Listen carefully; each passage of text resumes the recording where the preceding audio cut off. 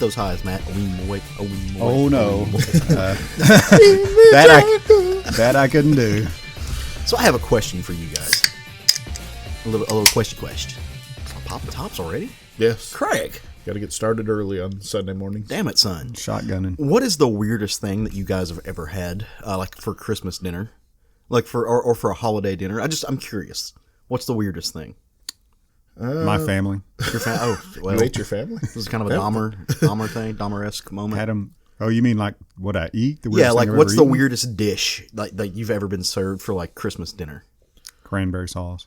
That's you're not an adventurous one. Oh, that's just disgusting. I love cranberry sauce. I went to a Thanksgiving dinner one time, and everything, including the turkey, was in casseroles. Oh, yeah. Okay, That's about the weirdest I can get. The reason I asked this, now we are recording this on the 29th, but my family, in order to get everybody together, we had our like Christmas dinner, Christmas lunch thing on yesterday on the 28th, which was That's Saturday. my family. I walk in the front door. Now, let me set the scene for you. My parents live way out in the country, like way out in the middle of nowhere.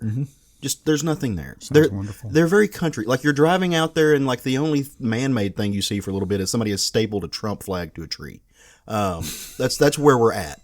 I walk in the front door. I walk past like the chandelier of dead deers that's like hanging on the front porch. Very much banjo country.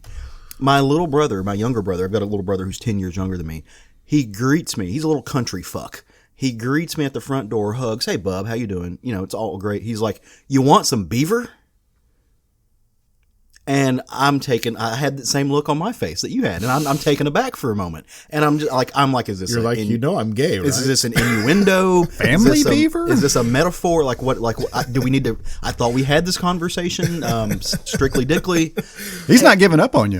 No, and he looks me dead. Like the only thing less dead than this beaver was irony. My little brother, this country backwoods motherfucker, who I love dearly, cooked a beaver in my mama's crock pot. And it was the goddamn main course at the Alexander I would have turned around dinner. and been like, you guys have a good dinner. I'll see you later. I had the deviled eggs and a little bit of ham. I am not eating beaver ever. How do you... where did he get a beaver? And when I asked him, I was like, where did you get said beaver? Where did this come from? He looks at me, smiles, his little crooked smile, and walks away. Oh yeah, I would never tell either. Where do you get a beaver? They're plentiful. And he cooked it in my mama's crock pot. Slow roasted. So I'm going to tell you something else. I would never eat anything else out of your mama's crock pot because it once cooked beaver. What? So what was in the crock cooked along with the rodent? Oh, so this was another point. So because I had these questions. And the rodent side dishes. I want to express first and foremost, I did not eat the beaver. I know, I'm just not. I'm skeptical. There are lines that I will not cross. But I asked these same questions. I'm sitting here like my eyebrow crocked up, and I'm like, what do you put in? Like, how do you? What do you put in? What do you put in with the beaver? What's beaver garnish? And they look at me like I'm the idiot, and they're like, an onion, duh. And I'm like, no. No. Like there's nothing normal about what you are doing. We are not in the fucking dark times. No, they also served ham and turkey. This was a choice they made. This was not a necessity. I thought my family was redneck, but you have win.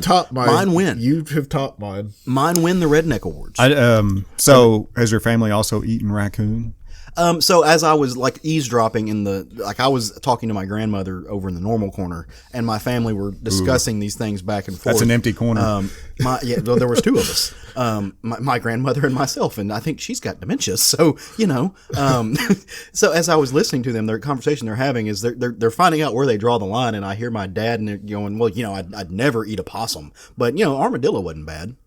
I'm just like, what's the difference between armadillo and possum? You're eating a beaver and you draw the line, you like at marsupial? So, I mean, first of all, I want to know who diagnosed said person as having dementia, because she goes to see her doctor and starts prattling on about beavers in the crock pot. I mean, you're going to assume she's got dementia, okay. Something's off here. So questionable diagnosis. Secondly, I knew a man years ago who made a regular practice of eating raccoon. And people, he bought raccoons from his raccoon man. The raccoon dealer. How do you find a good raccoon man? I asked. Well, you got to make sure that they sell you raccoons with the feet still on them, so people aren't selling you cats. Wow. Well, this is the most Southern this has ever been, and for those of you who are still with us, who have hung in there, we are not a Deep South necessity culinary cooking show. We are actually a comic show, and this is Southern Fried Geekery, episode 105, if I'm not mistaken. As per usual, and survivor of the great Christmas Crockpot Beaver Fest, I am Caleb Alexander McKenzie, and I am glad to be here. Matt Trogdon. Hello, I am Babu Freak. You're not Babu Craig Freak. Lance. You are the Craig Lance. So I hope everyone listening had a fantastic holiday. Hopefully your bellies are still full. You got those poop pains that come with having a full belly a couple days after Christmas. I had a wonderful time. I'm getting ready for New Year's. It was awesome. Got some fun stuff. Spent some time with family, both mine and my husband's. Oh, this was like the most redneck Christmas ever because we went to Roger's family's for actual like Christmas night. They've got like a dysfunctional fucking rooster out there that just cockadoodles all goddamn night long. Fantastic. Just all night. Sun's not anywhere. Like the sun is on the other side of the earth. This motherfucker's going. Well, it's up somewhere. Yeah, but not there. It's 5 o'clock somewhere. But not there. It was like a bad episode of Hook where Rufio just crows the whole time. I wanted to beat the shit out of this rooster. That was a deep dive. Yeah, I don't get. Yeah, what is Hook? You don't remember Hook? What? With Robin Williams? Yeah. The movie? Yeah. Oh, okay. You said episodes, so I'm thinking Rufio. I know. Well, this was like a bad episode of Hook. This experience for me. I got it. Okay. Yeah. I'm with you. All right. See you there. Yeah. The balls are rolling this morning. Well, what business are we about today? Well, we're going to talk about a few comics. We're going to talk about some other stuff too. We kind of have a little bit of a different episode for those of you who are used to our regular format. We're switching it up a little bit.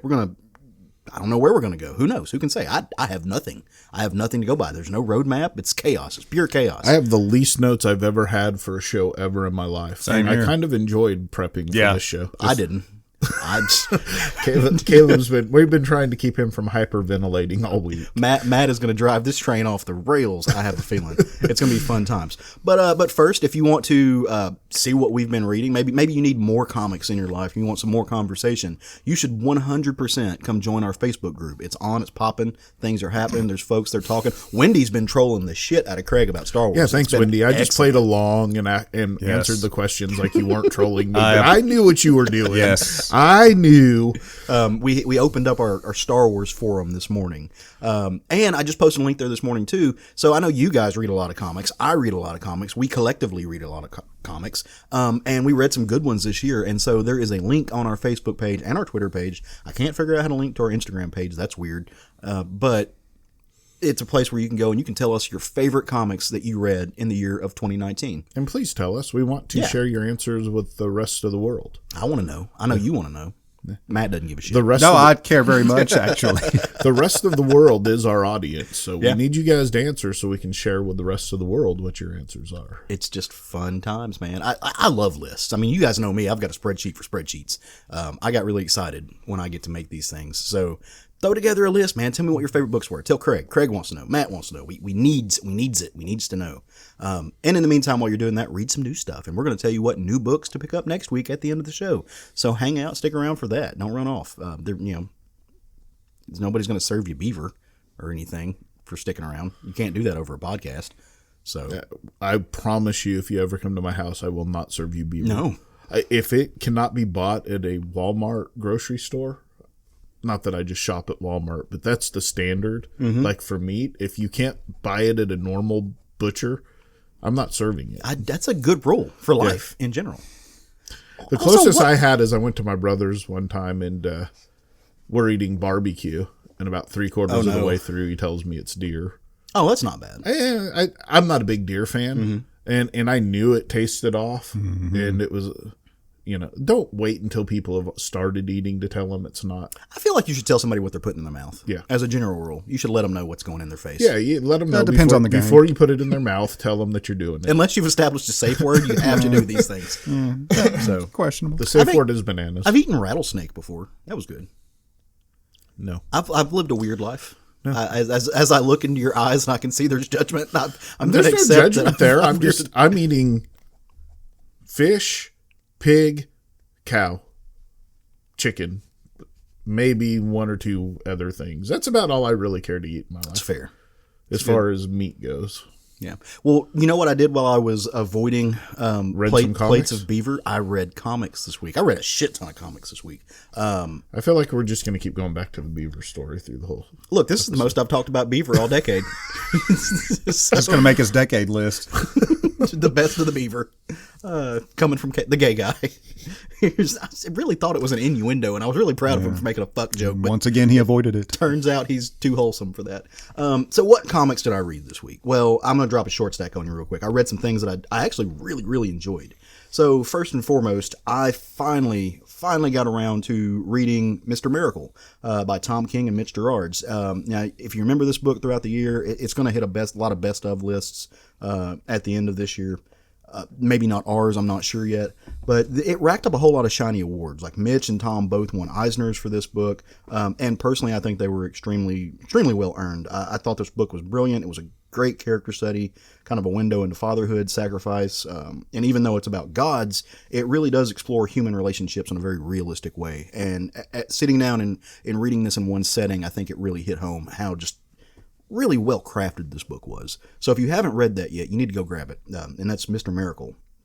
I also sat down and read a book called The Last Days of American Crime, and this was a I want to say it was a 4-parter. It came out, I want to say 2011, maybe 2014. I'm not sure. This was Rick Remender and Greg Tanachi, I think is how you say his name. This was, I kind of felt like I was reading a Tarantino book, if that makes sense. And honestly, I felt like that in more ways than one. I liked this whole concept of like crime on the verge of a dystopian police state, but I think ultimately the book tries to do too much with too little space. Have you guys ever read this book? No. It felt like he was number one, he was shoehorning slurs in like every other page for no other reason, and that was one of the Tarantino feels to it. But I told some friends of ours that if you were to take a shot every time that he dropped a racial slur or sexual orientation slur, you'd die of liver failure by like page 4. But it was really cool to see what he was doing. Like I said, crime on the verge of dystopia. That was fun. And it's Remender. It's not on my favorite list of Remender. Obviously, conceptually, I thought it was great. In practice, not so much. And then lastly, but certainly not least, I grabbed Jeff Lemire and Tonchi Zonich's Skull Digger and Skeleton Boy. It was relatively new. I think it came out in the last 2 weeks. It's kind of the latest in this Black Hammer verse that Jeff Lemire's created. It's a really cynical homage to like the superhero / sidekick relationship. Obviously the most famous of which is Batman and Robin. And he takes the concept and he runs with it as, only Jeff Lemire can do. And there's a little bit of like this Rick Veitch tone there, but without the bite and the edgelordness that you get with Rick Veitch. So if you haven't checked that out, if you've been a fan of the Black Hammer universe, you need to read that book because it's a lot of fun. Looks amazing. It looks really cool. I dig the aesthetic that Zonchi's got going on there. So check it out. Those are my 3 books that I just wanted to breeze through this morning. Awesome. What you got, Matt? I read Marvel Comics Conan Serpent War #2 by Jim Zub, Steven Segovia, and Frank D'Armata. So I'm mentioning this one because I'm the only one still reading this one. Yeah, I dropped off. The first issue was not going to hook you. No. It felt disjointed and weak. I guess I just didn't. But I decided to go ahead and stick with it. I rarely drop a book after the first issue unless I'm just like, holy crap, I'm not into this. And this being a Conan book, I gave it another issue for that reason. And this second issue was much, much stronger. Okay. And then its DNA, I really shouldn't like it because it's, first of all, it's a team-up book and it's, traveling, different characters traveling through different planes of existence and all that jazz. But the character interactions they feel dead on. Okay. Jim Zub feels dead on for all 4 characters in the book. Of course, he, the way he's writing Conan just feels like totally nail on the head, classic Conan. And Solomon Kane in it is really entertaining. His interaction with the Moon Knight is really fun. Like, be you Christian or heathen? He asked Moon Knight, and Moon Knight's like, how about, he goes, how about pagan Christian friendly? You know, it's a friendly. Yeah, it's actually a really fun interactions between all, you know, they're not all four together.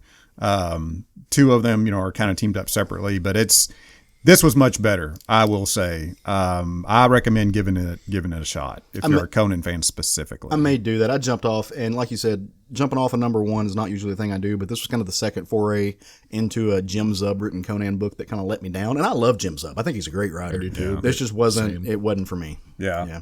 And that's justifiable, because I felt the same way about the first issue. I was like, oh crap, but I'm glad I stuck in there. Nice. Also read the facsimile edition of Marvel's The Eternals #1.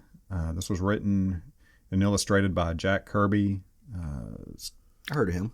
Yeah, I heard of that guy. Kirby. It sounds familiar. If he sticks with comics, you think he'll make it? That's morbid. John Verboten and Glynis Wein. So I read this because obviously the movie is coming up, and I, like everybody else that's not a liar, I'm totally unfamiliar with the Eternals. So read this. This was interesting.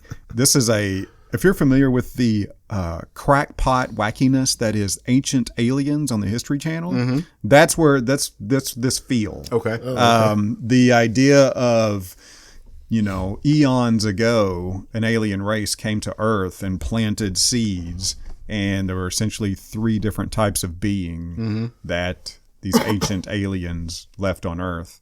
One of them being the Eternals that just, I mean, as the name suggests, are eternal. They cannot die. Right. They're all white people.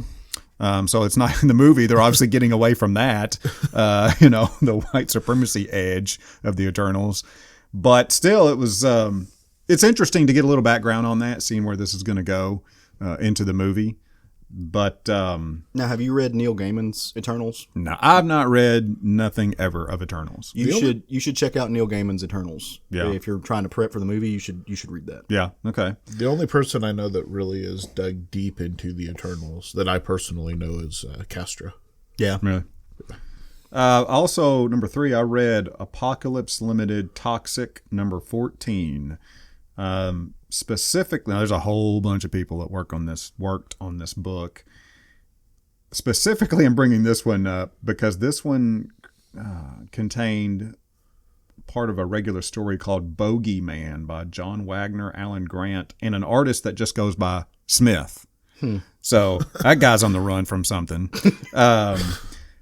This is the Bogeyman is a very, very popular strip in England. Bogeyman is about an escaped mental patient who thinks he's Humphrey Bogart, and he goes on wacky adventures under these illusions that he's helping people, and he's uncovered conspiracies. And in this specific one that I'm reading now, he identifies a conspiracy in a dental association monthly publication that Dan Quayle is been targeted for attack. So he has kidnapped Dan Quayle while he's on a promotional tour in the United Kingdom. And this episode, he had Dan Quayle stuffed in a large suitcase and is getting him out of the building. Oh, no. Called up George Bush Sr.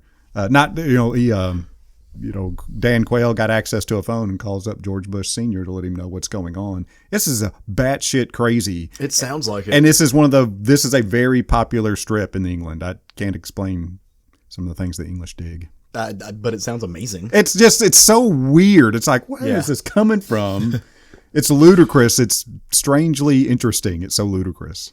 It's like you have a group of concepts in a hat and you're pulling them out. It's like, Yeah. well, I got mental patient. Well, I got Humphrey Bogart. I got Dan Quayle. Let's go. Yeah. What'd you read this week, Craig? So I read East of West #45 by Jonathan Hickman and Nick Dragotta. This was the final chapter in the East of West series, and it ended as remarkable as the rest of the series has been. Spoilers, lots of people die. A few people live. There's a pretty badass showdown between Death versus the rest of the 3 horsemen, except Babylon helps him out because, Babylon is Death's son. And it's pretty impressive. It's a good battle. It's a good way to end the series. Yeah. Hickman, of course, is just remarkable in everything he does, and this book just all the way through has been remarkable. I wish it would have come out on a more regular basis, but the other book I read, Family Tree #2, Image Comics, Jeff Lemire, Phil Hester, Eric Gapster, and Ryan Cody.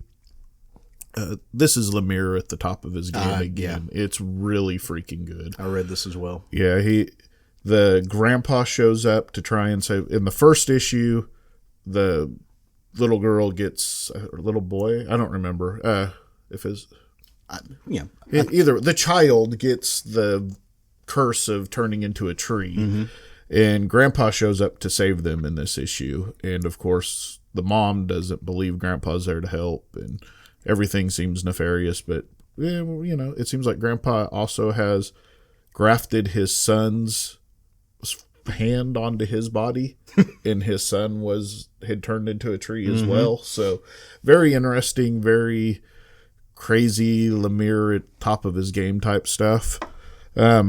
The last thing I read this week is I finished the first Witcher novel called Wish, which is a series of short stories that I can't even say his name. Andrew Sepikowski, I think, is how you say his name. Why not? Yeah.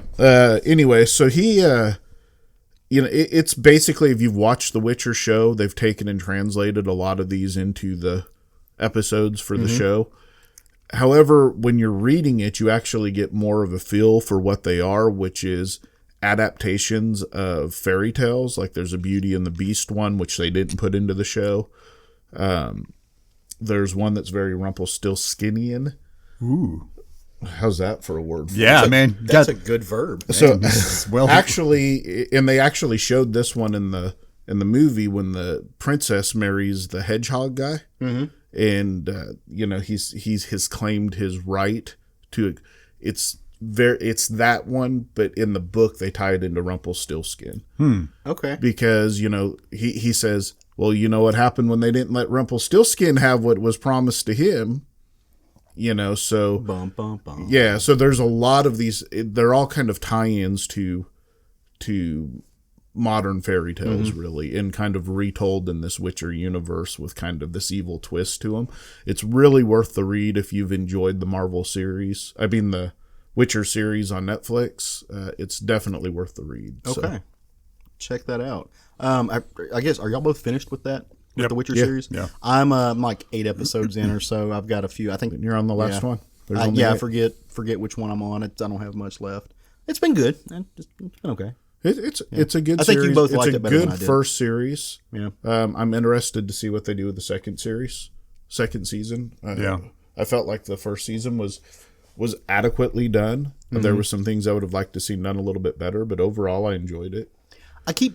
As I'm watching it, like it's been something I've been watching late at night now that I'm out of school.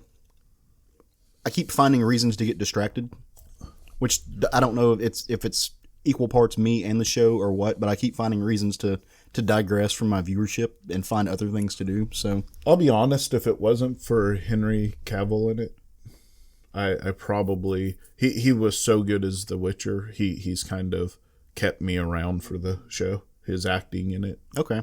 His dimple does a good job.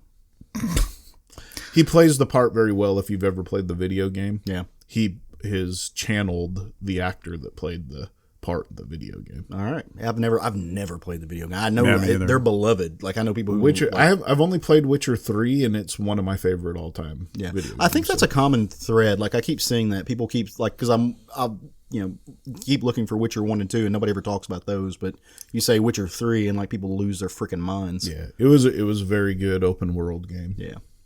All right. Well, so before the chaos reigns, Matt did me the solid of saying, hey, we should probably still do a roundtable book just to like calm me down. And so we're going to do that. Now, before we get into this book, I want to offer a spoiler warning to anybody who may not have read this, just because I know how that is. We don't want to ruin your experience if you did pick this book up. So we're going to get into some of the weeds in it, and there's no way you can really do that without spoiling a few things. And so that book is this week none other than Suicide Squad #1. This was written by Tom Taylor, Bruno Redono, colors by Adriano Lucas and Wes Abbott did the letters on the book. So, if you this is on your list and maybe you've been too busy because of the holidays and you haven't been able to pick it up yet, you want to push the pause button or you want to skip ahead, 20 minutes or so and get to some other conversations that we're going to have and then come back and listen to it later. This is your chance to do it, and it's the last one. So we're going to move on from here and talk about the book. Now, before we get into the weeds on it, what did you guys think about this book? Thumbs up, thumbs down? Thumbs up. Thumbs up for me. I was actually surprised. I have not read a Suicide Squad book in a long time that I liked, and I really enjoyed this one. I had a lot of fun with this book. Yeah. I think this is a really, really well-crafted book. Yeah. So let's get into it. Let me tell you a little bit about it. Okay, so the first thing you need to know going into this book, really, it plays a big part, is that Tom Taylor is really, really, really Australian. Like, peaking Australian. Like 10 for 10 would Aussie. That's where he's at. And in Australia, everything wants to kill you. Everything. Just there's not a single thing in Australia, including Tom Taylor, probably, that doesn't want to kill you. So where better to start your book where everything and everyone wants to kill everything and everyone else than in Australia? Everything wants to die. If that's not enough, maybe you need to go bigger. How do you do that? Okay, well, how about throwing a little bit of military might into the mix and adding a device that can maximize the most death per buttons pushed ratio? On this fine day in this comic, the Australian military they're throwing a little shindig, right? They're having a little moment, patting themselves on the back, and they are christening three new submarines that they have newly purchased from the great and powerful American government, one of which is equipped with just a big old nuclear warhead, big old boom. Lots of bang to it, and they're doing this up big, right? Like they've got banners and streamers, and it's really hyper official because these bitches went and broke out a podium. Bitches love podiums, so there's this I don't know whatever the Australian word for admiral is, and he's giving his little speechy speech at the podium, where all of a sudden, out of nowhere, just blink, just pops up out of nowhere, this little person just poofs, very Nightcrawlerish, right beside him. And who might this be, you're wondering, and we all are, because, I've read a lot of comics, and you've read a lot of comics. Never seen this person before. Who is this? Well, this is Wink, and Wink is this kind of American teleporter, and she's got some shit to say. So she grabs the mic away from the Admiral, and she's just letting the audience know how their priorities are kind of royally fucked up. And so she does that, has a little mic drop moment, literally. And then she grabs Admiral Australia and she blinks back out. He didn't come with a name. It's not my fault. Call Tom. So where did they go? They just disappeared. Well, they got to go somewhere, right? Well, this is a DC book after all. And in a DC book, if you don't know what's happening, you should always look to the sky for answers. That's where everybody's going to be at. Superman, Batman, they're always going to be up. So all of a sudden, Wink and Admiral Down Under are a couple thousand feet in the air, and they're falling really fast. This is, peak gonna hit the water and go splat if they don't stop somehow. And right before they hit the water, a winged figure kind of swoops in and grabs them. And it's a very colorful winged figure. And Angel came in and saved Nightcrawler. Yes. This person, whoever this figure that saved him, this is the Airy, and the Airy is kind of this androgynous, call it non-binary figure with wings, and the Airy can talk to birds, which, if you're a longtime fan and reader of superhero comics, you know that talking to birds is a fairly fucking useless power that will never come in handy. So the Airy lets the Admiral know that his life and the life of his soldiers is literally in her hands in that moment, and unless he wants everybody to die, he needs to order the evacuation and the surrender of these ships, these submarines. And look, he's not going to do that because he's a good soldier, and good soldiers don't negotiate with terrorists. And if you ever want to know, this is pretty good life advice for anything. If you ever want to know what a man is made of, what kind of constitution they might have, you can put them in one of two situations. First, you put them in a situation to see if they'll compromise their values. The second one is to drop them from 1,000 feet and watch them splatter across the top of a submarine. It really makes an impact on how you see that person and how they see themselves. Yes, that's a hell of see a way. all of what they're made of. Yeah. And I don't know about you. Insides, outsides, all of it. And I don't know about you guys, but as I was reading this book, it just felt like a good time to have this grand entrance moment. And, I think Tom Taylor thought that as well. The rest, where's the rest of these people? Well, they show up. The rest of Wink and Aries' team show up, and there's this kind of whole ass boatload of them Tom and company have created this brand new roster of characters to debut in this book, and they're kind of from all over the world. They have these neat little bios for each one. There's this guy named Jog, and he's a French speeder, kind of Franco-Jamaican looking guy. There's a Thessaline, who is an Australian Aboriginal. There's a guy named TNT Teen, who is Argentinian, and he can go big splody if he saves up his splodes for a few days, and that's a proper metaphor if I ever saw one. A few others out there. There's a set of Atlantean twins named Finn and Scale, and they kind of look like the creatures from the deep. Yeah. They are not like the smooth, fair-skinned Atlanteans like. They are not Arthur. No, they're not. Yeah, they're not Aquaman. They're kind of cool looking. I dig the design, and you can probably guess what they do. But this crew, as motley as they are led by this kind of a hulk of a woman named Osita. And Osita is a Puerto Rican freedom fighter. Now, if you're like me, you find yourself thinking, it says Suicide Squad on the title of this book, and where's the Suicide Squad? Is this the new Suicide Squad? What's up with this? Is Tom just getting away from all the characters that we've come to know and associate with the squad? I mean, the answer to that is kinda, but not exactly. So this group of figures is the Revolutionaries. They are an international team of young and kind of angsty folks who they seem to follow the mantra of break the law to save the world, if that makes sense. They're kind of eco-terrorists. Or are they? Are they terrorists or are they freedom fighters?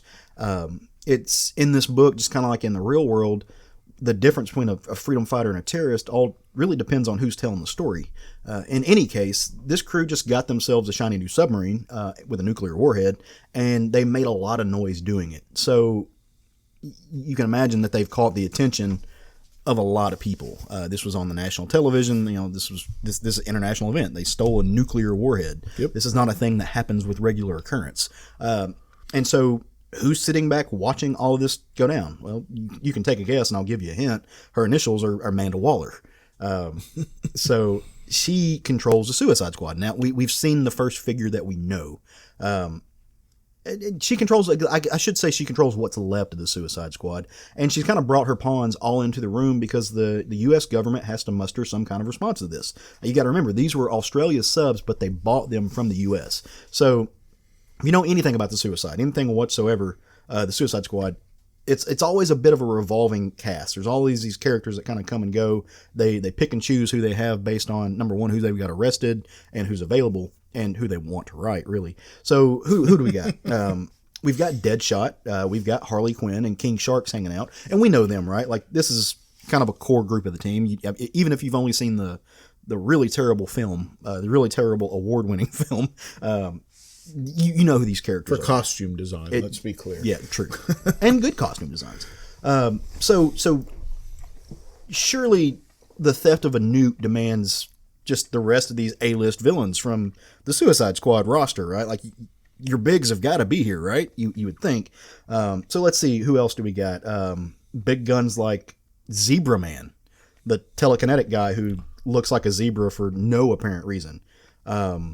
That's not exactly peaking the top of the charts list. Or how about Magpie? Magpie's fun, right? Like, this petty thief who 1,000% out of her league. This is not where she's supposed to be. It's kind of, this is the roster of womp womp womp for the Suicide Squad. Now, okay, maybe one more. There's another figure, but Cavalier, right? I like Cavalier. Cavalier, this ultimate, obviously he's a big pusher. No. Yeah. He thinks he's part of the... He thinks he's a musketeer. He's a little insane man with a frilly shirt who runs around with a rapier and thinks he's a musketeer, but he's not. I thought that was a gay metaphor. Big pusher. No, the beaver joke was the gay metaphor from the beginning, Matt. Was that homophobic? I don't know. Let me go check my homophobic Rolodex. See how that works out. All right, so this is not Task Force X's strongest lineup. And Deadshot and Harley are not thrilled with what they've got to work with. So, I mean, what gives, Waller? What the fuck? Waller is not in the mood to answer questions these days in this book, and there's another guy kind of taking charge of the room. It's very out of character, and he's kind of this like bleach blonde Scarface looking suit named Loke. Loke or Locke? How did you guys pronounce that? Yes. Yeah, okay. I think I said Locke in my head, but And he's kind of running point on this revolutionary's mission, and he's not a guy who's going to tolerate any backtalk at all. I mean, Deadshot kind of steps to him a little bit, and he puts Deadshot down. He like whips out a cattle prod out of nowhere and just zaps Deadshot and just drops him to the floor. And all the while reminding them that they have these little teeny tiny bombs in their head and that his finger controls the trigger. Like, they're going to shut up and do what he says, or they're going to go boom. And you can imagine how well this sits with characters like Harley and Deadshot too. But again, they're more so confused about why Waller's going along with all this. She's not the kind of person who lets somebody steer her ship, so to speak. Something's definitely not passing the smells test with this. So they kind of break from there, and they've got their mission, they've got their marching orders. Now, about 2 days pass, and out on the South Sea, the revolutionaries are hanging out on their submarine, and they're planning their next move. They're celebrating the fact that they've taken at least one bomb off the proverbial playing field. Again, these guys are the heroes of their own story. Wink and the Airy are out having this a little like romantic frolic. They're doing a few trust falls. It's really sweet. It's a really sweet moment. Fortunately, Deadshot's around to save us from all these fifis, and he just puts a bullet right through the Airy's wing, and they go down, splash. They hit the water. Luckily for them, Finn and Scale were out doing. I guess they were like synchronized swimming around the submarine or something, and they snap into action. Finn snatches up the Airy and gets her back safely to the ship.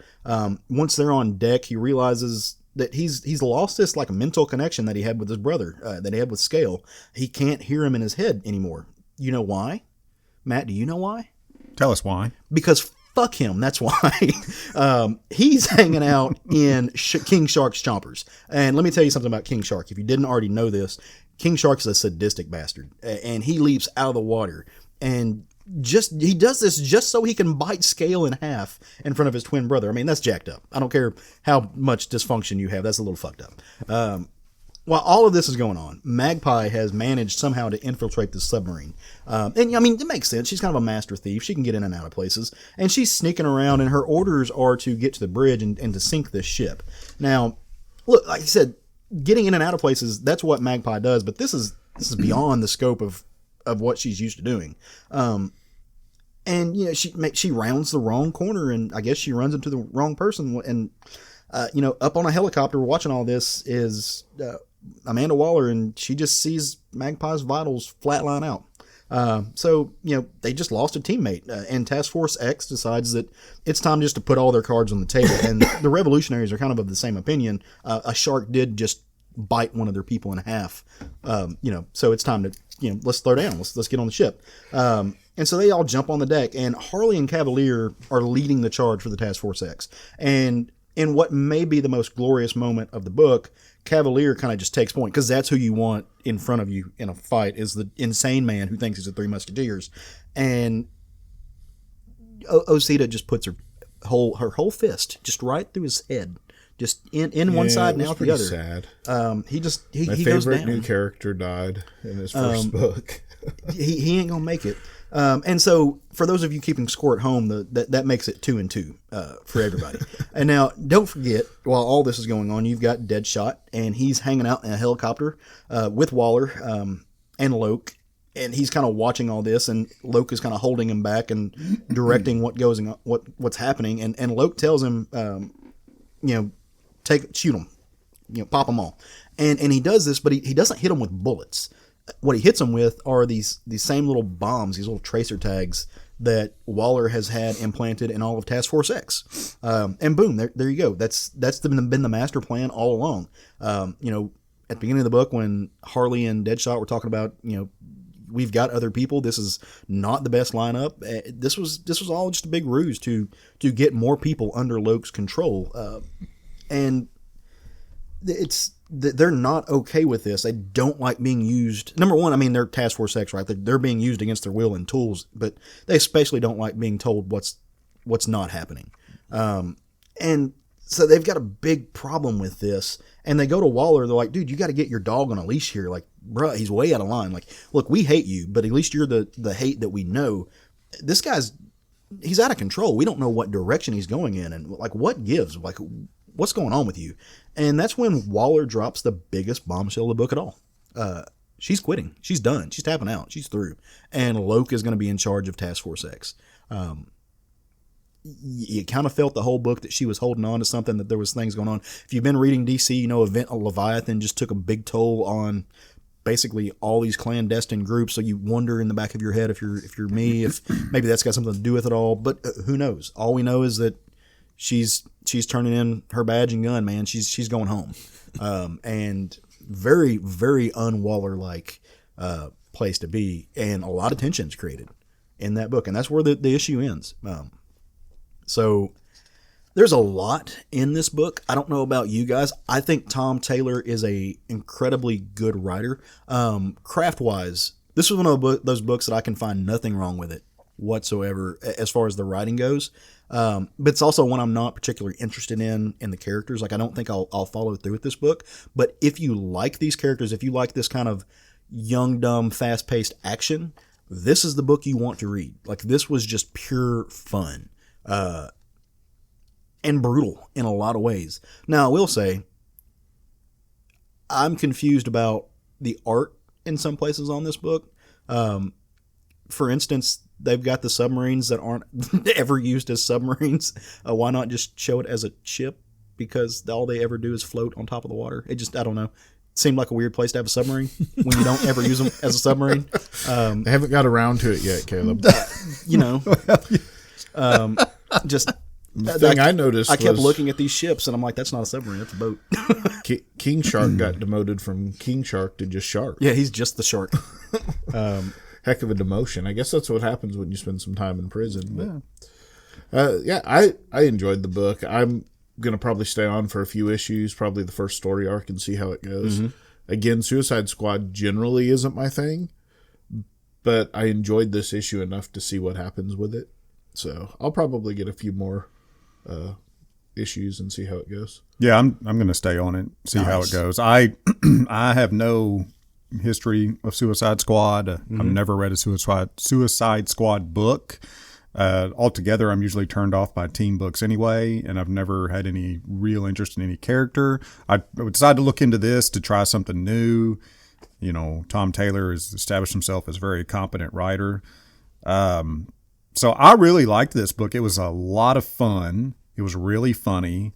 I really enjoyed the art in it. I thought the art was great as far as keeping the dynamic pacing alive through the book. It just felt very fast-paced. It felt like the opener of a great action movie to me. And so I definitely want to see where this goes. I dug the colors on it a lot, especially with the Airy. Now, what's funny out of this, I would have bet money, and I would have lost this bet, that out of the three of us, that Matt would have been the one who wasn't interested in this book in the least. Because, I mean, like he just said, he's not into team books. This is a very young book. This is I don't want to use the quote millennial, but it's a very young person book. You've got non-binary characters. You've got some weird queer relationships.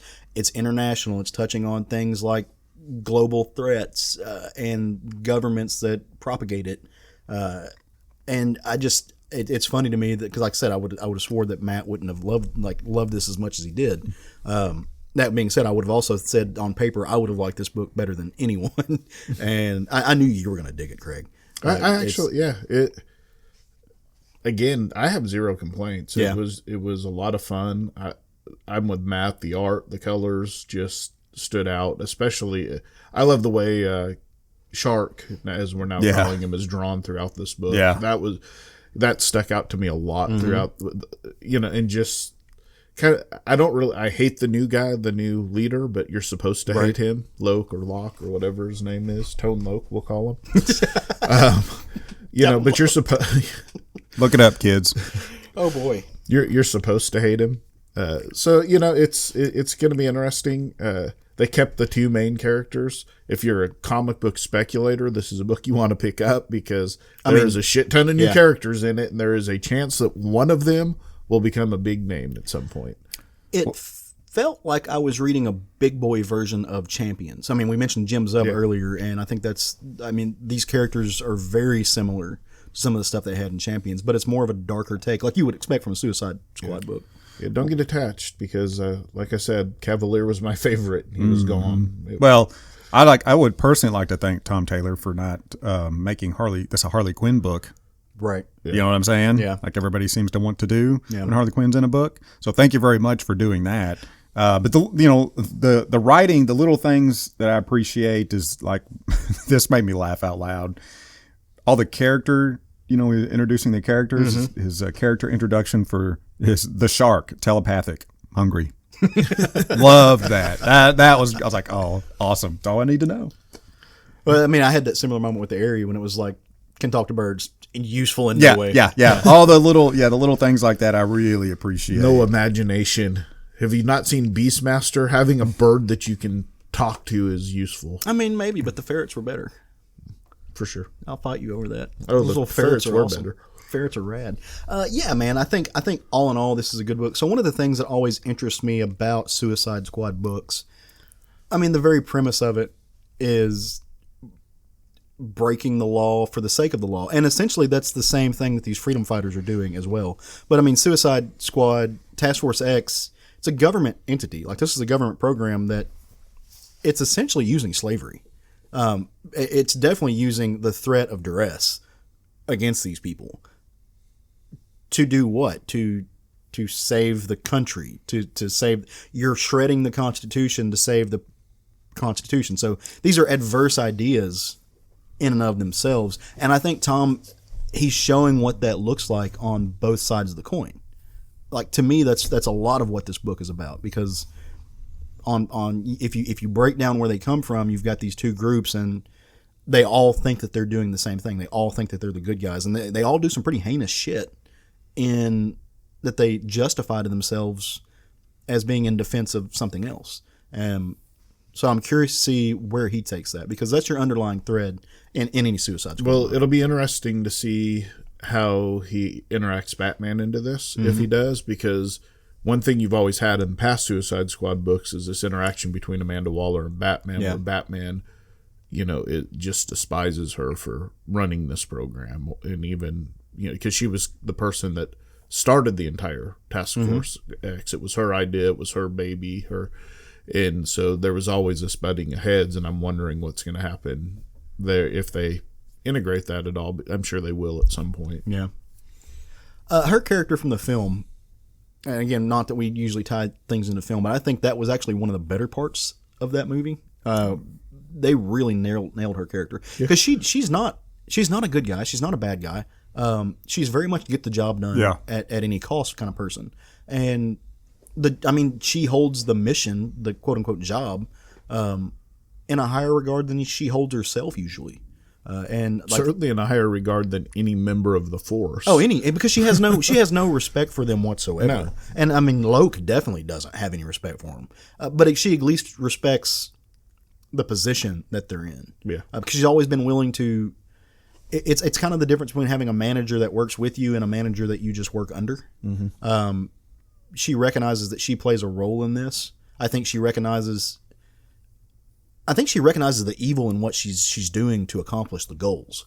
And she at least understands that she's placed herself in that position and that she's complicit.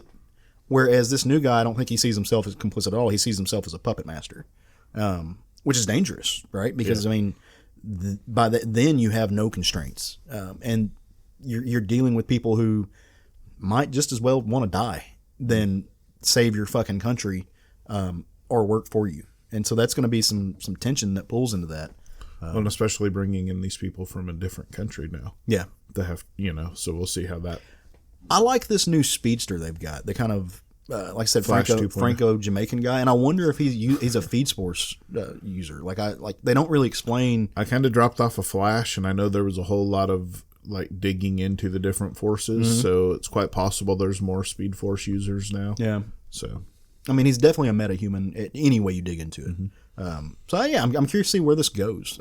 I may actually try to pick up the trade. Again, it's weird because on paper, I think it sounds great. I just don't particularly care about the subject matter. And that's completely, it's not an objective criticism. It's a subjective criticism. Yeah.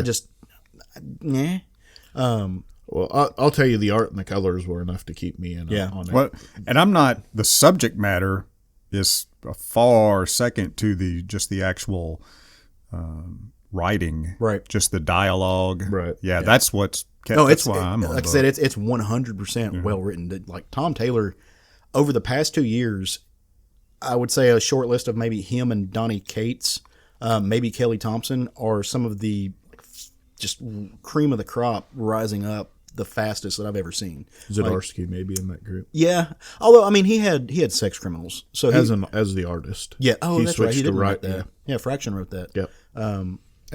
That's short list. Yeah, as a Fraction. writer. Yeah. So, all right. Well, if you haven't read that book, you should 100% go check it out and come let us know what you thought about it. It was great for a first issue. Yep. And for a putting the team together book, I really didn't feel like it was a putting the team together Right. book. Yep. It was No, strong. because that was kind of the whole point. Is here's this team, you hate everybody. Oh, and here's people that are bad guys also. Yeah. And let's merge these two teams. It was kind of the whole point of it. It's really hard to create a new list of characters and then 5 pages later kill them and still have it feel like it meant something. And it did. To me, it felt like it meant something. There was some weight there that I wept he had for established. Cavalier. Of course you did. Of course. King Shark bit a dude in half in front of his brother, and you're worried about the swordman. Craig, Yes. shame on you. I'm joking. I didn't know the other dude. I got to know Cavalier for like 3 pages. And for those 3 pages. Those glorious 3 pages. Oh, boy. Well, Matt, this is the moment I've been dreading all week. I'm going to pass the baton off to you. And shit, man, where are you going with this? What are we doing? We're gonna have an open discussion, unscripted. Uh-oh. That's right, kids. Off the cuff. That noise you just heard was Caleb hitting the floor over there. If you scurred, say you scurred. I brought smelling salts. So what I just wanted us to start off as far as how we got introduced. I'm interested to know the story of how each one of you got introduced into comic books, and then we'll just take it from there. I'm going to start with you, Caleb. Oh, okay. Well, I think I don't think you and I have had this conversation. Craig knows my history with this. So at a very young age, my grandpa didn't read comic books, but he read the funnies in the paper every day. And I've got some very fond memories of my grandfather sitting in his chair with him, reading the funnies. And that kind of established my enjoyment of sequential art. I mean, things like Hagar the Horrible, Beetle Bailey, that kind of stuff, just really got into it. But then as a young man, I got braces. And again, I told you guys earlier how I grew up out in the country, in a town where, I mean, we didn't even have a stoplight in this town. There's In nothing a town there. where they serve beaver for Christmas. Apparently a town where they have beaver in small family homes. But I got braces, which meant I had to come to a place with civilization at least once a month so the orthodontist could work on my teeth, do his thing. And my mother is also a shopaholic. And so anytime we come to a place with a store where you can, trade things other than furs that you got from your crockpot beaver, we would go to the mall. Now, you don't have it anymore, but at least in Little Rock, in McCain, or North Little Rock, I should say, in McCain Mall, there used to be a store called Walden Books. I remember it. I remember all that. Very fond of Walden Books. And while my mom would go shopping, now that I think about it, it was probably a terrible idea, and maybe she just wanted me to get kidnapped.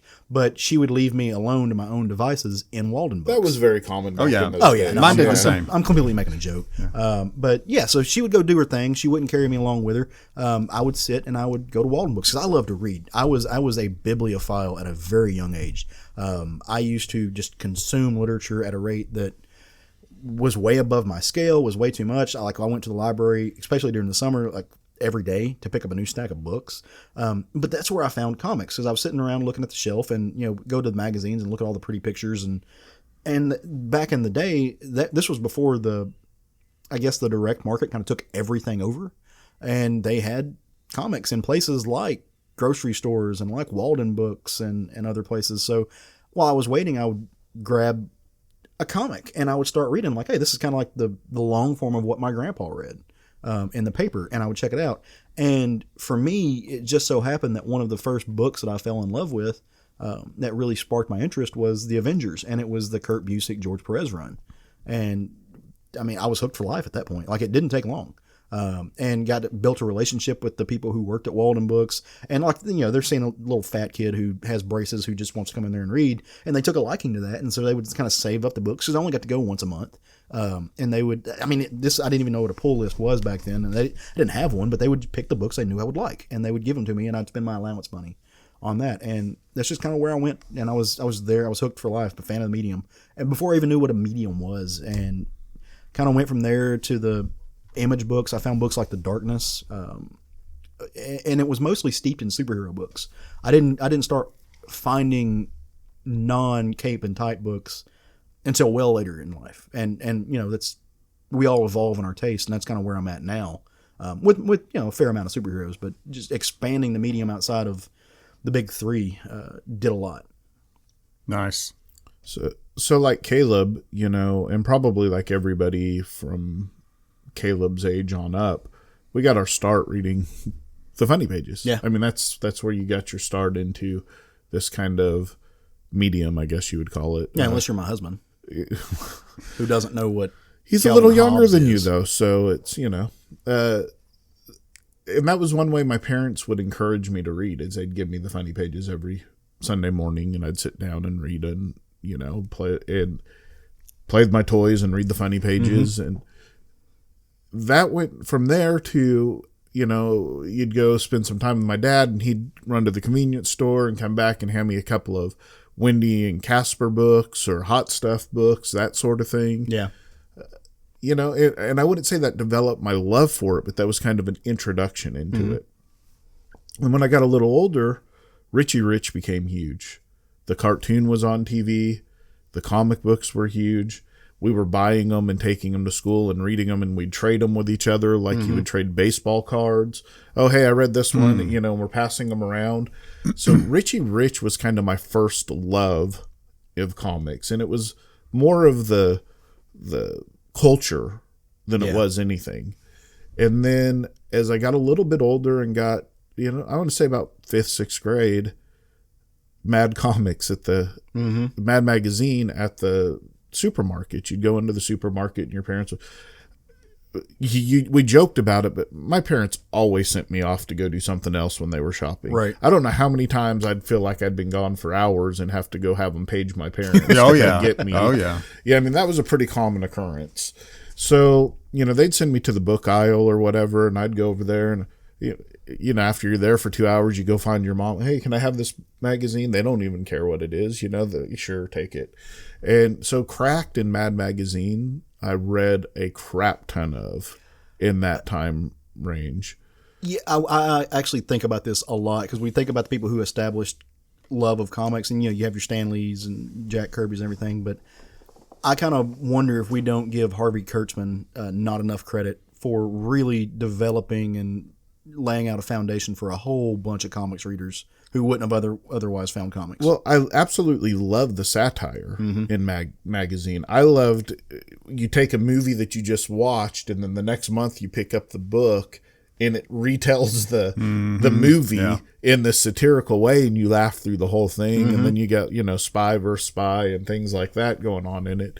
And I looked forward to every month getting that new Mad Magazine. We'd go to the store, and oh, hey, Mom, okay, get it. And the fold-ups in the back. And then as I got older, it developed into more of the capes and tights stuff. But it started with, earlier I had the Casper and Wendy books and stuff, and I like those fine. But Richie Rich was the comic that kind of solidified me into being a comics fan. And to this day, I still collect kids comics as much as I collect adult Anything comics or anything else, because I want kids to be able to find those, and if we don't buy them, they will take them off the market. So I buy them because I want them to be available for kids if they come into the store. What about you, Matt? Because I don't think we've had this conversation before. Mine, same as you guys. I started out reading the comic strips in the newspaper. Went from there. I'd go to the local library and I would read all the Garfield books that they had. Also, when I was a kid, I loved to read anyway. I remember early on, my first experience at a library, I got in big trouble because I checked out too many books at once. I got punished. I remember that clearly. Same experience at Walden Books, going to the mall. I'd spend all my time in Walden Books looking through the books there. But I didn't really get an exposure to the big two, the Marvel and DC comics, until I was right around maybe 10 years old. And went to my cousin's house, and on the wall was a poster of Wolverine done by Art Adams, Wolverine running with his claws out. That's a very famous image now. And I remember I looked at that, and I knew of comics, I mean, I was a big Spider-Man fan as a kid, watching the cartoons, yada, yada, yada, Fantastic Four, with Rock Man, as I thought his name was. And I remember that cartoon. Yeah. And of course, and also I watched the Super Friends. So that was my understanding of comics, were funny pages and silly stories, basically, that I enjoyed, but I was like far from hooked on. So I see that Wolverine poster, and I remember saying the words, "Oh, that must be a bad guy." And they go, no, he's a good guy. And that blew my mind. And I said, I need to know more. You mean Mr. Knife Hands? Yeah, it's like stabby knife hands, good guy. Please go on. So they pulled out their comic books and started showing me their X-Men and Wolverine comics and everything else that they had. Because what my aunt would do for them is just every time she went to the store, she'd grab a handful of them at random and bring them home. And my cousins, took some of these out, let me look at them, and I was electrified. I didn't know these things existed. I didn't know there was a action-packed, violent comic book world out there to be had. They showed me how to bag and board comics and why that was important. And I immediately was like, yes, this is part of my life now. Yeah. I was absolutely electrified by the stories that I was reading in the X-Men. Now, I think obviously this was Claremont. Was this the Byrne era? Oh, yeah. This is the Claremont. Yeah, this is the Claremont Byrne era. Okay.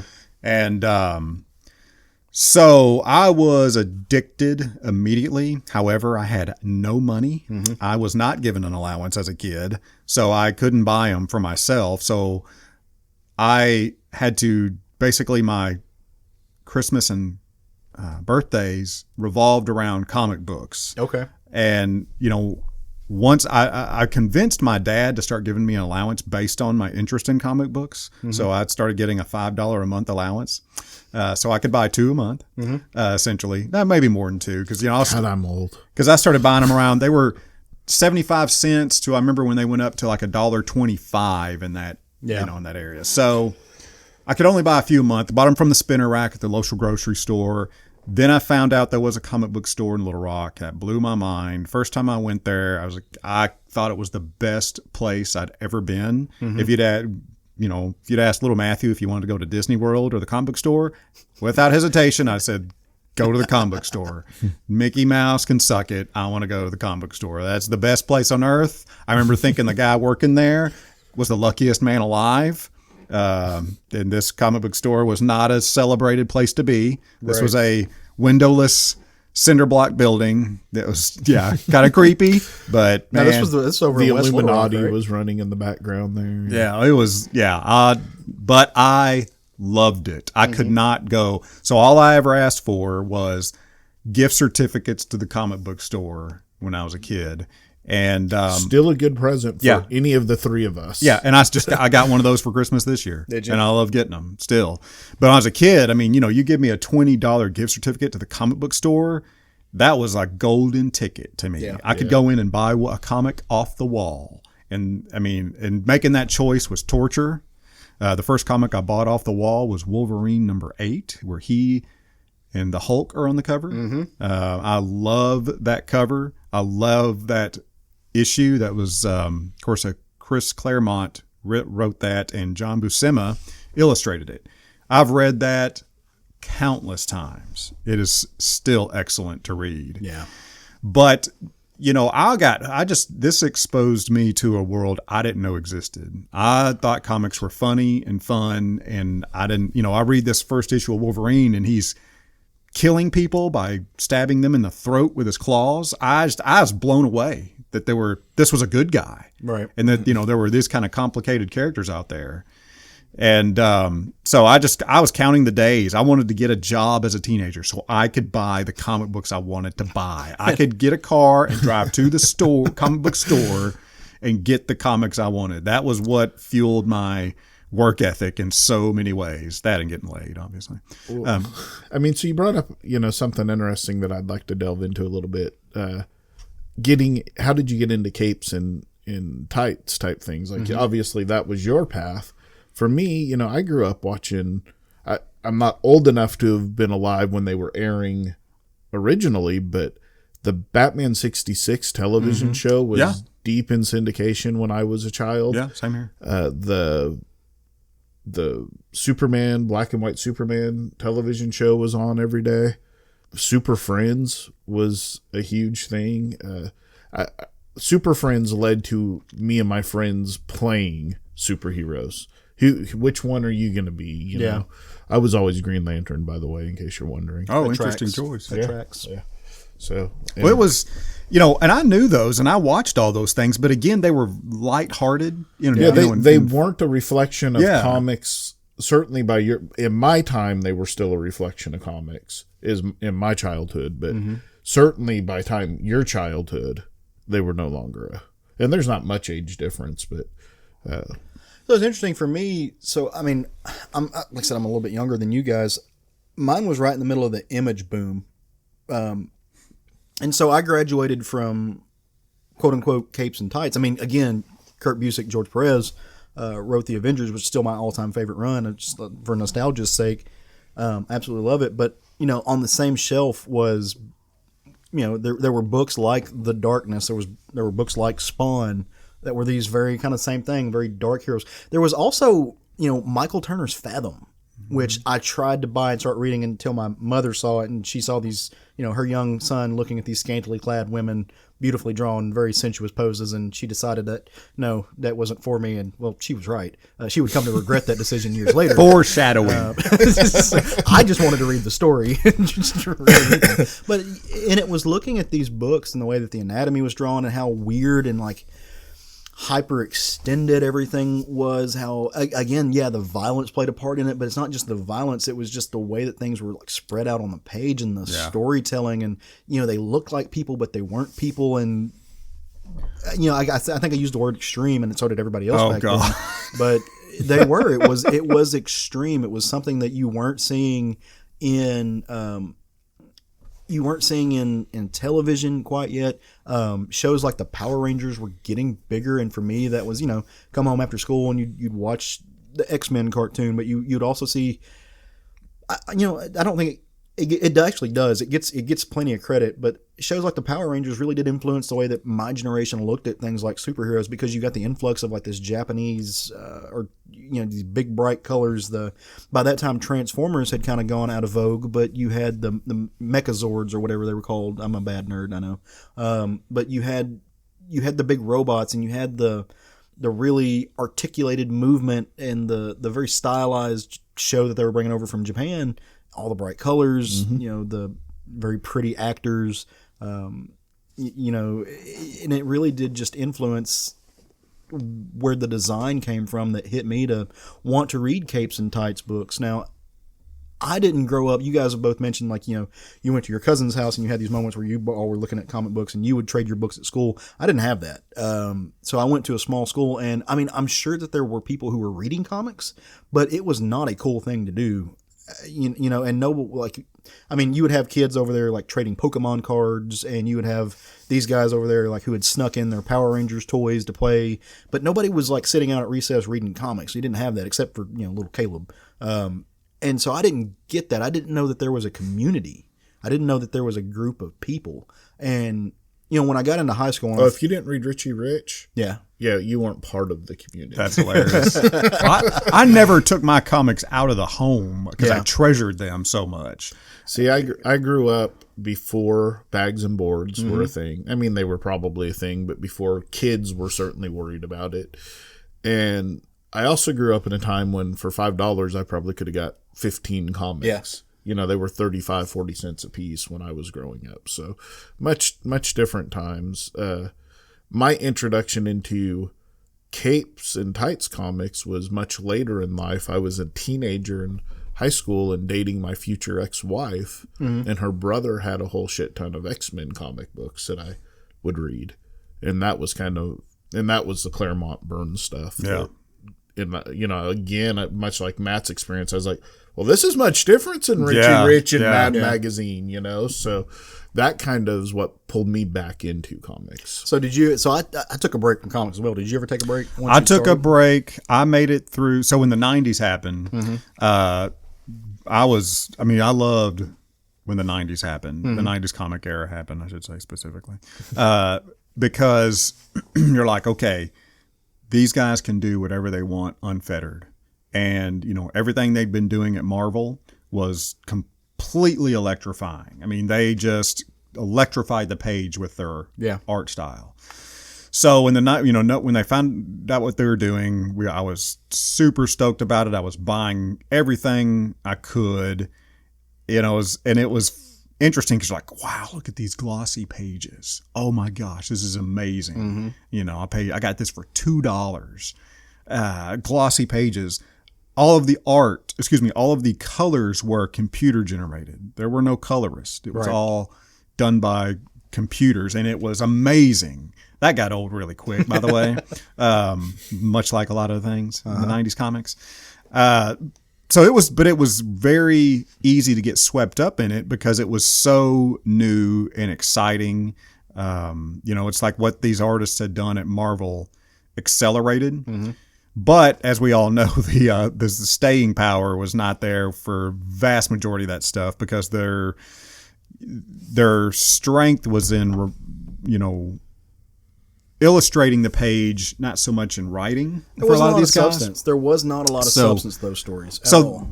But there were some exceptions to those where they still had a writer-artist team that were still strong. You mentioned The Darkness specifically. Loved The Darkness when it came out. But again, that was all something that I'd never been exposed to. It was still, for so long. I mean, Marvel and DC was essentially, a capes and tights. At least that's all I had access to. There weren't issues of Preacher on the spinner rack, right? And so on. You just didn't have access to those things until Marvel Image happened, and then those are at the grocery store.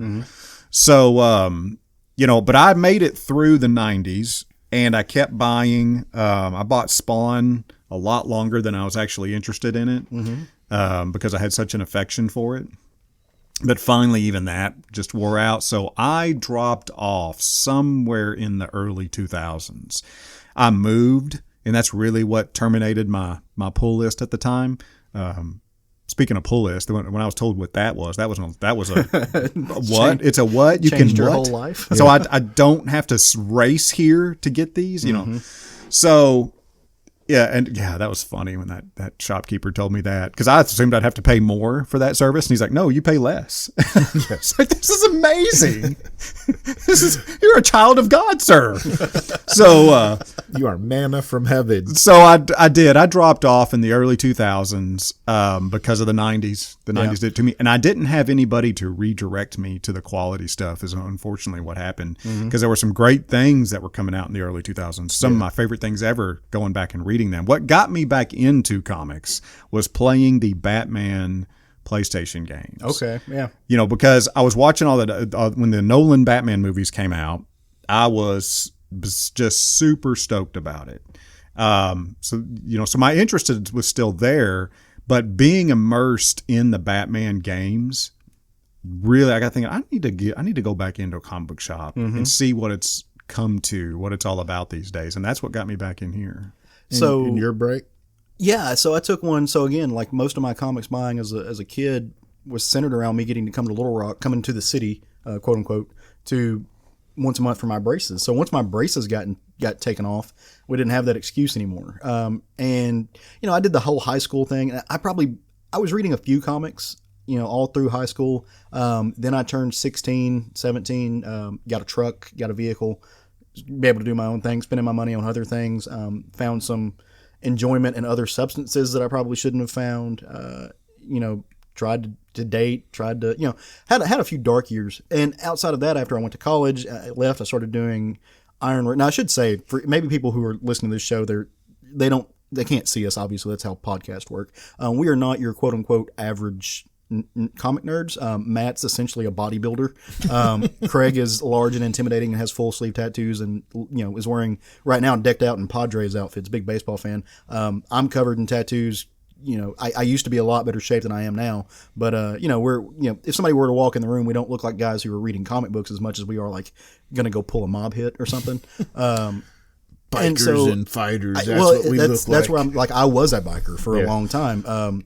After I got my first motorcycle, started doing construction work, and life kind of revolved around those things. And I was still reading one or two comics. Like I would still go run by and like buy a comic every once in a while. Trade paperbacks were really helpful with that because I could go, like I didn't care about the month-to-month thing, but see a new story and go check it in. And it really wasn't for me. I got pulled back into comics minimally when I realized that they were putting together the Avengers franchise. I watched Iron Man because I saw, hey, this movie about Iron Man's coming out. Oh, fuck, I love the Avengers. Let me go see what this is about. And then, Captain America and then Thor and then the Avengers. And I'm like, okay, like, let me go jump back in and I'll start reading the Avengers again. And I'll start reading some Capes and Tights. And then in 2012, I just met the guy, I just met Roger. We'd been together for about 3 months. I was living in Georgia. Had my Harley, doing biker things, but I had a really bad wreck and I fractured my neck. And that, like, up until that point, motorcycles were my quote unquote comics. I was at the Harley shop 2 or 3 times a week. I was spending lots of money on pipes and parts and souping up my bike and everything else. And so when I had my wreck, I kind of had to redirect that a little bit. And like I said, I fractured my neck, so I was very like stationary for a little bit. I didn't get to move a lot. For 12 weeks, my head was in this weird thing. And so I did some Google sleuthing because I was living in Georgia at the time and I found a comic book shop in Macon. And so I went to the comic book shop and was like, okay, like I gotta have something to read because I'm going insane because I don't like watching TV. I'm like, I really don't. I'm not an enjoyable thing to me to sit in one place and stare at like moving pictures on the box. We know what TV is. Thank you. I have to remind myself sometimes, sir. I'm dead over here. Just to did you fall down? Well, maybe somebody. Hey, they're listening to podcasts. They may not know what it is. But no. So I jumped back into comics, and I still had some disposable income, so I jumped back in pretty hard and just got kind of rehooked. But that's when I found the other books. That's when I found like the books that Image were putting out that had zero things to do with superheroes. That's where I found books like Hero County. I got really into Avatar Press's horror stuff, like books like Ferals. And again, this is, like I said, circa 2011, 2012. And I'm like, oh, dude, like there's a whole other side to like there's other genres. It's not all black and white, good and evil, save the day, pretty boys in suits and tights. There's some, some really macabre stuff here. There's some really nuanced stuff here. There's some stuff that tickles my intellectualism, and so that's where I dive back in full force. And of course, moved back to Arkansas to get married and do all that stuff, and found Kapow. And like finding Kapow was really where I found like the comics community. It's where I met Craig and Jerry and Sean and all those guys. It's where I met Matt. Well, I met you guys first. I met Matt, I think, later on. But that's where I really discovered that there is a local comics community. You don't have to just sit alone in your room and read these things. Like you're not the only person in the universe. And I know that sounds silly to say because obviously there's stores and there's stuff that's selling, but you're not the only adult that's reading these things. Right. You're not the only person that reads these things. There are other people who have equal. You don't have to be apologetic for being a comics fan. No, for sure. And in some level it was popular. It wasn't nerdy. There, like, again, I think largely because there were these other genres of books. And that's, I started listening to podcasts. I found 11 O'Clock's Comics. And those guys were really influential in helping me find like other books, these other works of art that were not infantilized, and really like, and that's like, oh, hey, like there are other intelligent, functioning adults that aren't the comic book guy from The Simpsons that you can speak about sequential art with, that you can have these very intelligent conversations with, that see more than what's on the page. We started our own podcast, right, and really just the community built up around that. aspect of it. Yeah, so I took the 90s off. Sorry, Matt. I took the 90s off, not because of what was going on, but because I graduated high school and just moved on to other things.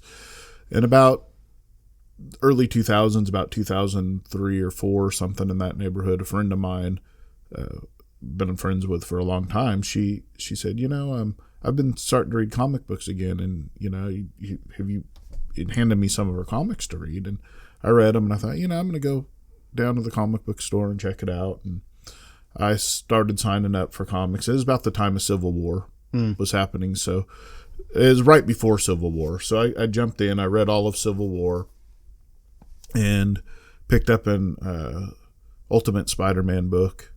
And then I went back and got all of the Ultimate Spider-Man trade paperbacks and read all of that. It was just the perfect timing for me to get back in, because, as you said, it was right at the start of the movies coming out, the Marvel movies coming out. There was a lot going on in the nerd culture.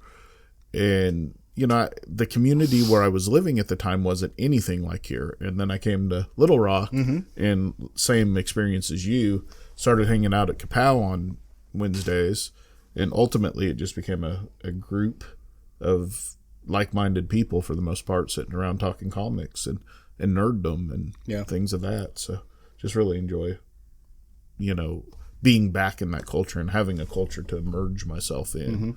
No, I think for me, one of the biggest elements, the key things were, again, it's kind of a self-fulfilling prophecy. There's a stereotype for comic book readers that, in some levels, is well earned. Like I there's no beating around the bush. Some of y'all out there are some whack ass folks, and we love you, but you just are. You are an outsider. You are a subset. And for me, it was finding out. And there's just some dudes and some women, some good people who have some shit to say. Meeting Wendy and getting into that and finding out that there was more. There was some substance there. Like, again, you're talking about 90s comics. 90s comics, for quite a few of them, were just all flash and no meat there, and that, for a lot of ways, describes some of comics fandom. It's just all appearance and no intellect. But again, that's also false. That's not everybody. For a lot of people, and I think for a lot of people who listen to our show, I think that's why they come to our show. There's something here. There's something beyond, ooh, ah, bang, pow. You can dissect these books. You can read them. You can put them through a lens. I think we're living in the golden age of comic books right now. Obviously, you talk about golden age, people start talking about the 60s or the 30s and 40s in comics, but I'm talking about like in the creative mind. Oh, because it's actual literary form now. Yeah, it's being written like literature. It's being studied as a craft. And for a few people, it always has. You go back and you listen to those. You can find interviews with Roy Thomas, and he starts breaking it down, how he wrote his stories for Stan, with Stan, around Stan, with Jack, with all those from the bullpen, the Buscemas, and he broke it down from a craft aspect. But not a lot of people realize that. Well, it's being taught in colleges now, at universities. It's something that I've always enjoyed about it specifically is the unique way that a story is told in a comic book that can't be done anywhere else. Yeah, that's right. And to go along with what Craig just said, we definitely have more top quality talent in the industry than ever in the history of the industry. The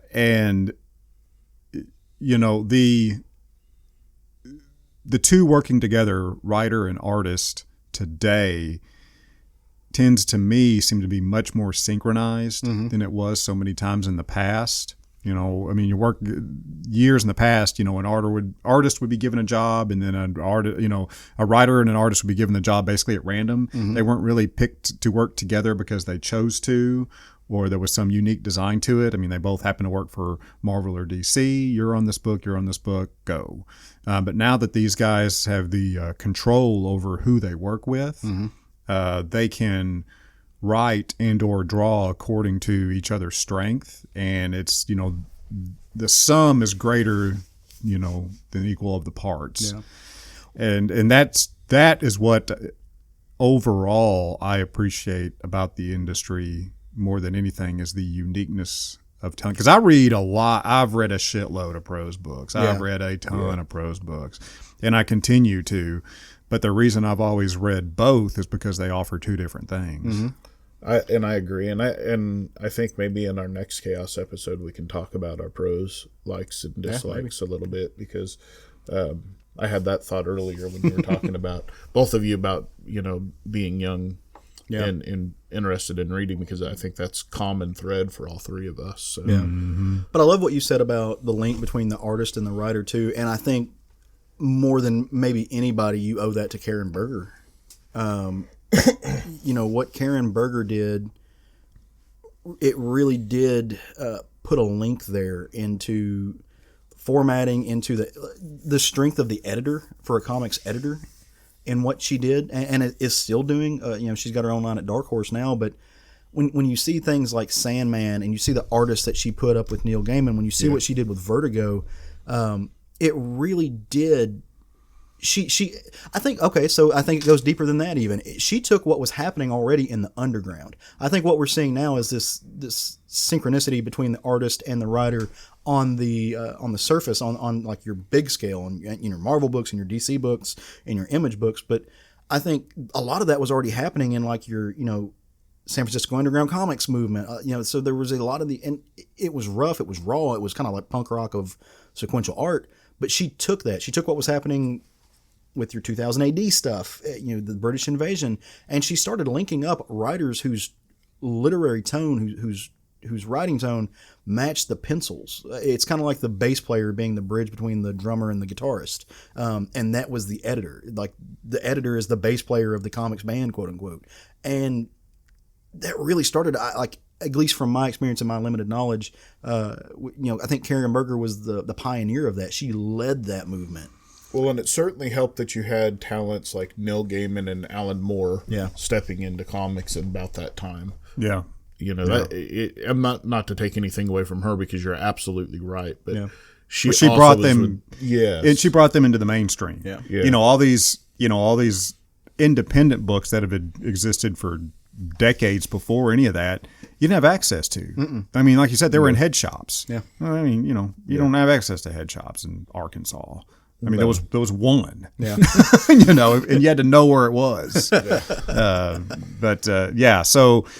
I think you're right. She definitely helped accelerate the exposure of that kind of thing. Yeah, for sure. She took these remarkable talents that were, Neil Gaiman's a remarkable writer, whether you're talking prose or comics, and she took and teamed him up with, like you said, the right people, the right artists, because it was a number of artists on Sandman, but they all had that same style or drew in that same style. But to be able to take those talents and match them up and put them out there for people to see, I mean, just absolutely amazing. So she, to me, like you think about the people in like maybe 40 years, like a Mount Rushmore of the modern era, she's got to be on that. Oh, and sure. because that's why comics are what they are today, and like I don't think she gets nearly enough credit for it. No. Just she's outstanding. Well, Matt, how's the Chaos Train doing? Man, I'm loving it. You good? How are you doing? I'm okay. I'm pacing myself. Trying to make sure we're doing all right. You'd be okay in the deep end of the pool. You just got to hold my hand, man. Hold my hand while we dive in. Well, so I think we're gonna try to. Matt has convinced us to do one of these a month where we don't have a script, we don't have a layout, we don't have a roadmap to where the thing goes. We're just going to let him or us or whoever kind of field the ball. And this is going to kind of take the place of what we were doing with the listener questions. We were getting some really good questions from a few people, and it was starting to, you can only ask so many questions. It was starting to kind of overlap a little bit, and so we wanted to give that a rest. So if you were one of the people, Lily, Frankie, all those guys who were quick with the questions, like I hate to disappoint you, and maybe we can come back to this, but we wanted to just, sometimes you can beat a dead horse too much. Well, there's also, I mean, beat a dead horse too much. Yeah, once you're getting a bone there. So, that's not to say listener questions have to go, because, I mean, after a couple of episodes of this, we're going to be looking for topics. Yeah. So you can always throw your, topics at us to discuss in a chaos. Yeah. It's not going to be the same, okay, well, here's a question, let's go around the table and answer. Right. But a topic of discussion you would like to hear us talk about, throw that at us. I think that'd be cool. Absolutely. Yeah. And you know where they can do that? All over the place. Everywhere. Everywhere. Without Everywhere Southern Fried Geekeries are sold. Uh-huh. Ooh, are we selling it now? we should have sent out like T-shirt care packages. I stole that from Emma Fife of Collider Videos. They always ask where they can find them on the internet. She always says, anywhere Emma Fifes are sold on the internet. Nice. And those places are our Facebook group, which we are always at. We're always typing on. If you want to be low key about it, you can shoot us an email, southernfriedgeekery@gmail.com. We in fact do have an Instagram and a Twitter page. We are at SFG Podcast on both of those. Yeah, let us know what you thought of this chaos episode. Yeah, it was fun. It was fun. The interesting thing about it is how it goes in different places. I never thought that we would end up talking about editors when we started this Well, conversation. it becomes a more organic conversation. So I think that's the interesting part of it. And I think for like people who are, process nerds and people who are into the weeds and not just wanting to talk about the books, but the world behind the books, I think they dig that. I do. I mean, I know I do. So, and I know you guys. Yeah, do we're as not well. gonna jump off board of what we normally talk about, but we're going to have some of these episodes where we can talk about anything that has to do in the geek culture. Yep. But now I will say a little chaos does go a long way. So let's rein this back in. We're gonna jump right back over to the outline that we use and we'll finish it off with some normalcy, just so the boys and girls at home feel like they're okay. They like I suppose. The void stared and back. the at way Caleb. I need to like I put my toe in the water. It was fun. But Yeah, so we'll start it normal. We'll have chaos. We'll end it normal so that Caleb feels like it all fit into his format. just to placate me. Makes me feel better. But the way we normally like to wrap up a show and the way we kind of do every episode, except for this 1 week of the year where Christmas landed on a Wednesday. Wednesdays are normally New Comic Book Day. That's where the new books hit the Comixology. That's where the new books hit your local comic shop. Maybe you order it from an online retailer that ships it straight to your house. That happens on Wednesdays. And we all feel better because we get our books. But what we like to do is hedge our bets a little bit, kind of set the menu for the next week and tell you one of the books that we're looking forward to picking up, checking out. Maybe it's something that we've been reading and we're just excited about the next issue. Maybe it's a brand new number one. Maybe it's a trade paperback. Maybe it's manga. Maybe it's this, that, or the other. But there's always new stuff coming out. And we don't know if it's going to be good. Who can say? Let's figure it out together. See where it goes. It's kind of like chaos. And so let's, Craig, what are you going to pick up this next week? Yeah, so I'm going to pick up, probably to the surprise of absolutely no one on the planet, Star Wars #1 by Marvel Comics, written by Charles Soule and Jesus Saez. They're jumping now between the time frame between Empire and Return of the Jedi. Mm-hmm. And I'm really hoping that we can see how that Mary Sue Luke Skywalker became such a badass in Return of the Jedi without any more training. Yoda powers. So that's what I'm really looking forward to. I've seen. So I was looking at the previews and saw some of the preview pages for that. The art and it's good. Yeah, I'm ready for good art back on Star Wars. Yeah, it's been a minute. Oh, it for a long time there. It got to be very looked like it was photo referenced a little too much. Yeah. And there was a time when there was a hut drawn with like a 12-pack of abs. Oh, damn. Yeah. Huh? Yeah. For the first time in my life, I almost thought about canceling a Star Wars book. Dude. Oh, boy. Yeah, I don't remember what issue, but I'll find the picture for you and show you. Man. You got to save us from that, Matt. What are you reading? Let me wash my brain of that image. Hut with abs. Image Comics, Death or Glory #8 by Rick Remender and Bengal. Mm-hmm. This is a really, really good, it's a ground level, more or less, crime series, I guess is what you would call it. It's a very unique story. I'm not going to go into it because it's pretty complicated but it's a very fast-paced, well-written, well-illustrated book that actually I thought had just gone away. Yeah. After issue 5, and nothing came out for months and months and months, and all of a sudden it came back. There was an issue. There was some kind of delay with the artist on the book, and Remender said he wasn't going to bring on another artist. He was not going to compromise the creative team for the sake of schedule. Right. So it's come back out. It's back on schedule, and it's fast paced and a lot of fun. Bengal draws the shit out of some cars. Like if he does. If you're a guy who likes, if you're a person, a reader who likes looking at cars, maybe you're a fan of anybody who just loves like automotive gearhead. Yeah, it's especially those old muscle cars. Yeah, they're pretty, and there's a lot of them. There are. All right, so let's see. You did an Image book. Craig did we'll call it a Marvel book. It's Star Wars though. I'm gonna double dip. I'm gonna drop a twofer just because.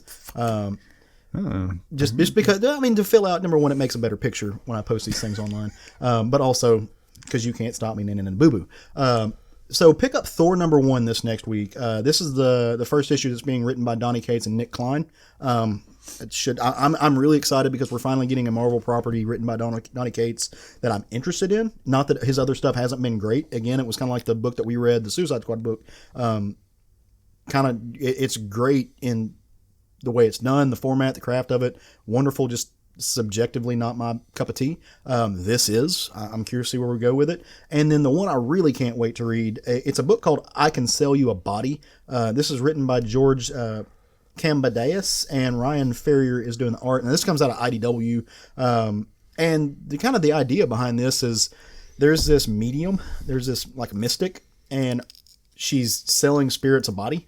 Yeah. So they're corpses or people who just are vegetables or whatever. She's selling them access to transfer their spirit into this body until things go wrong, as they tend to do when these things happen. And it makes the story interesting. So and what happens is this main character ends up doing the wrong thing with the wrong person, and they are left with 48 hours to save themselves.